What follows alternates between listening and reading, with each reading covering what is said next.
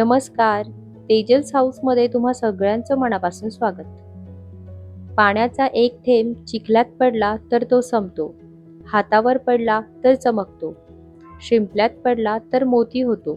थेंब तोच असतो, पण फरक मात्र सोबतीचा असतो. किती छान विचार आहे ना. आज मंगळवार आहे, म्हटलं चला आजची देवपूजा तुमच्यासोबत शेअर करावी. सगळ्यात आधी दिवे, तांबे, डिश, पितांबरीने धुतले व नंतर नेहमीप्रमाणे देवांची अंघोळ घातली. आता मी देव कशाने धुते हे आधीच्या व्हिडिओत दाखवले आहे. मग आज देवांची व कलशाची मांडणी करण्यापासून सुरुवात करते. सकाळी उठल्यानंतर आधी स्वतःचा आवरते, मग देवपूजेला सुरुवात करते. ज्या दिवशी देवांचे पंचामृत स्नान करायचे असते त्या दिवशी थोडं लवकर उठून देवपूजा आटोपते. नंतर मुलांचं आवरून द्यायचं असतं, टिफिन बनवायचे असतात. पण सकाळी सकाळी असं घर अगदी प्रसन्न वाटावं म्हणून सुरुवातीला देवाकडे जाऊन शांतपणे बसावंसं वाटतंच. पण जर उशीर होत असेल तर मात्र देवांजवळ दिवा लावून स्वयंपाक करते. नंतर देवपूजा करते. नेहमी देव आपल्याला काय देतो या भावनेने बघण्यापेक्षा मी देवाला अजून काय बरं देऊ शकते हाच विचार मी नेहमी करत असते. माझ्या पाठीशी तुझा आशीर्वाद कायम राहू दे हेच काय ते मी देवाकडून मागत असते. रोज उठले की माझा नवीन जन्मच झाला आहे आणि आजचा दिवस सुंदर कसा होईल या विचाराने दिवसाची सुरुवात करते. दिवसाच्या शेवटी आपल्या हाती काहीच आलं नसेल तरी उद्याचा दिवस मात्र आपलाच असेल याच भावनेने मी दिवस संपवते. देवांची मांडणी झाली की देवासमोर जो वार असेल त्या वाराची रांगोळी काढते. आज फुलं संपली होती. मी आधीच फुलं आणून ठेवते, पण काल काही जमलंच नाही म्हणून मी घरात असलेली आर्टिफिशियल फुलांनी देवांना सजवलं.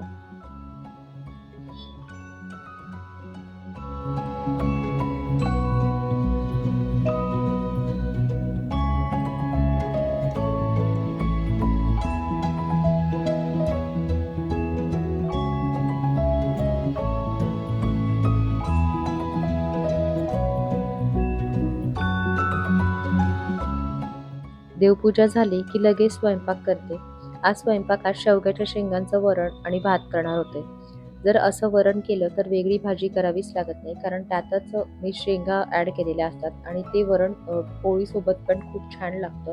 म्हणून नेहमी जेव्हा केव्हा मी शेवग्याच्या शेंगांचं वरण करते तेव्हा वेगळी भाजी करत नाही.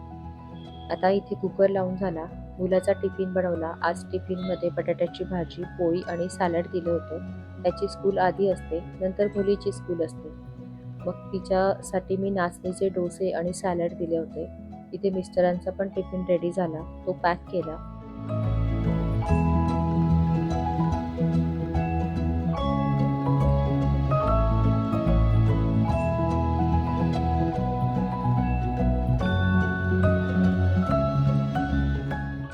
सगळे गेल्यानंतर जो 2-3 तासाचा वेळ असतो त्या वेळात मी वाचन करते. जून महिना संपत आला म्हणून पर्जन्य सूक्त वाचायला घेतले.